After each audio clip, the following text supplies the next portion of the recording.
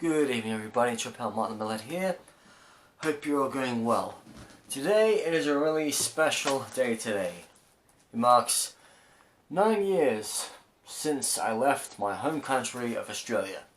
I spent a good 30 years living in Australia. Give or take the few months I had away in places like America, or the time I was away from Australia for 80 days in 2016. Yes, but now it's been a long 9 years since I last was in my country of birth. And that's a long time to be away from your own country, when basically I live in the United Kingdom, which is my ancestral homeland, but I wasn't born there. But I was always entitled to live in the United Kingdom because of my British father. Now, it was the third time I had moved to the United Kingdom because I tried in July 2015 and I got really sad because of job rejections and my mum having a heart condition. And then I tried again in April 2016, but I was getting really pissed off during the height of Brexit and like not getting along with people. So like that's why as a person with ADHD, problem on the spectrum, I do get pissed off a lot, I do get depressed, I do get upset easily, and that's why like I've turned my back on a lot of things. Yes. But I told myself, look, this is the third time you are leaving Australia, the United Kingdom, make it work. And I made it memorable because I didn't just fly from Australia to the United Kingdom but to move there. I basically spent a few days in Hong Kong waiting for a flight to get to Vladivostok, and as soon as I landed in Vladivostok, within a day later I boarded the Trans-Siberian and I travelled all the way by land and along with a cruise ship back to, no, actually two ships, back to London. And I stayed in London for a week, and then I thought I would be living in Newcastle, but people wouldn't give me a place to rent, so I stupidly ended up in Birmingham for a period of time. And then it was June 2017, I thought, look, I've got to stay in London and get a job because this is not working out, because people are being racist to me, not giving me a chance in basically unskilled jobs because I wasn't born in this country, and it's really stupid like that. So I was grateful that I was able to hold down a job in London for 5 whole years, even though I walked out of it in June 2018 because I kept on hiring all these foreign dumb shits who couldn't do a decent job. And I really wanted to live in Sweden, but the Swedes wouldn't give me a chance. The Swedes are being racist to me because I wanted to live in that country even though I'm a person of European descent. So I basically gave them 2 middle fingers and gave up on that dream. And that's why I'm still here in London. Surprisingly, next month will be 8.5 years of being a London resident. I'd like to see myself stay in London for 10 years. And also, I've never ever had any intentions of wanting to come back to Australia. Like, my parents have gotten older, my nieces and nephews have grown up, they're teenagers now and tweens. I've had friends die, I've had friends get old. A lot of my mates are all now turning 40, so I have to go back in about a year and a bit time for a big 40th birthday for one of my closest friends. I've known since I was 10. Yeah, and then babies be born. I haven't seen my folks in New Zealand for 14 years. That's my other ancestral home country. Yeah, but never in 9 years have I ever thought to myself, man, do I even miss Australia?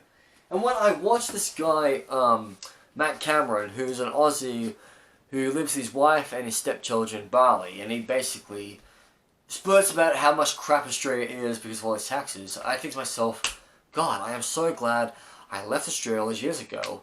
I grew up being really sick and tired of being pushed around by stupid migrants who always fucked up all the time. And so I thought to myself, look, why does everybody want to move to Australia? And you know that all the houses in my hometown of Balkham Hills cost less than $1 million. I mean, why? Why do you want to move to a country where you'll be spending, you get taxed a lot more, you'll pay more for childcare and all this type of crap.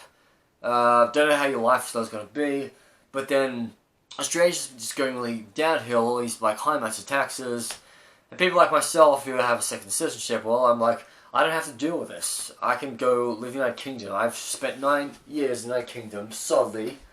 And the one thing I've been taking for granted in the United Kingdom is being able to get free medications. Yes, All the medications I've been taking all my life to keep myself alive, my clothes replacement therapy, is free. It's free to people with really severe medical conditions. The government's like, here, have some free medications.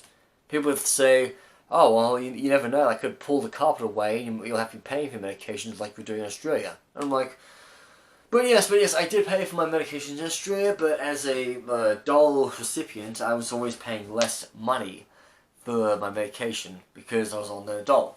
I was like only paying $6 for prescription, but that's the difference.